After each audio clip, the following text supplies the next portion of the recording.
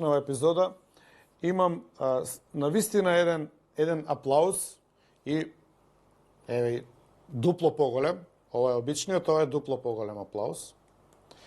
За господинот председател, другар, роднина, лидер, професор, доктор и политички бог и се друго на Република Северна Македонија, кој што изјави Македонија на самитот на НАТО, затоа пригодно е ставено зад мене, 75 години од најмоćната светска воена алијанса, значи, изјави, рече недвосмислено Македонија и македонски народ, и затоа дупли аплауз. Честитам премиере. И нема тука ништо спорно, значи, навистина треба да ви се даде поддршка за ова. Имам неколку подпрашања, мислам, ако дозволувате мојата маленкост, сепак си дозволуваме да размислуваме, гледаме, анализираме што се случуваше таму и така натаму. Прво, ќе си дозволам и дај Боже да грешам, ќе ми биде драго ако грешам. Ја мислам дека направивте лапсус. Исти онаков лапсус како што Бајден го представи Зеленски за Путин, а Камала Харис за Трамп. Зашто го мислам ова? Значи, ја одам до крај на тенок мраз, бидејќи вие сте и господини професори, доктори, лидери, пријател и другар, и роднина, и политички лидер и све. А јас сум коментатор тука. Зашто го мислам тоа?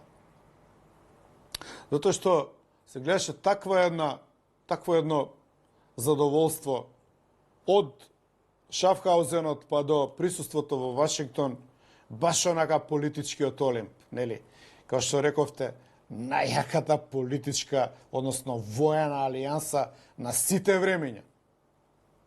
Па не е заебанција да се биде на тој подиум таму на најаката воена алијанса на сите времења. Не е заебанција. У такви моменти на опиеност се прават вакви лапсуси.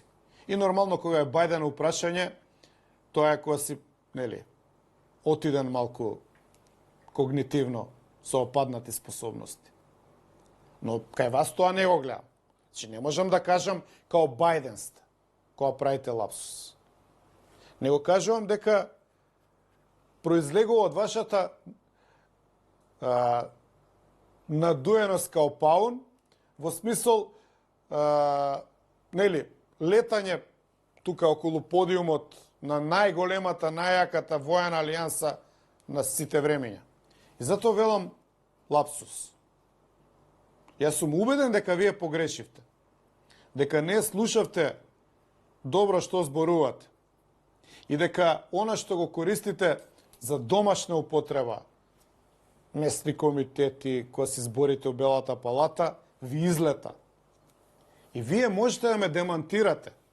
Можете да ме направите клован и циркузант, која на една пресконференција во Скопје, откако ќе се вративте, не знам ни дали дојдовте, не сум сигурен, може и се преселивте таму, оти видов лидери кои што беа на отварање, па си се вратија, еве, во Хрватска одржаа и седница на влада уште пред 3 дена и така натаму, додека вие терате состаноци од еден комитет, од друг комитет, од еден сенатор, од друг сенатор. Мислам, ако сте преговарале да станеме 50 и таму која Република Американска, аплауз. Ако сте преговарале од таму да работите, па сте барале канцеларии, аплауз. Инаку ова ми беше малку нејасно. Но ајде, окей, да не го тенчиме што се 200-300 илјади евра потрошени за таков голем успех да се присуствува на самитот на најголемата воена алијанса на сите времења. Еве, вас ве цитирам. Но, пак ќе кажам, и понатака сум убеден дека направивте лапсус. Дека не беше ова патриотски изблик. И еве ќе ви кажам што можете да направите за недвосмислено сите да не уверите. Освен тоа што можете да направите пресконференција кога ќе се вратите во Македонија и пак да кажете Македонија. Можевте таму кај што седеа сите представници на најголемата воена алијанса на сите времења од како постои човештвото. Таму можевте да кажете дека не чини преспанскиот договор. Господине другар, председател, лидер, професор и доктор и господин премиер.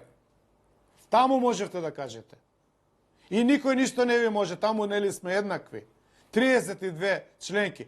Таму требаше да кажете, пред сите јавно, Македонија го смени името неправедно, надвор од одлуката на македонскиот народ и не соодветно и неиздржано и неправилно и не во корелација со меѓународното јавно право.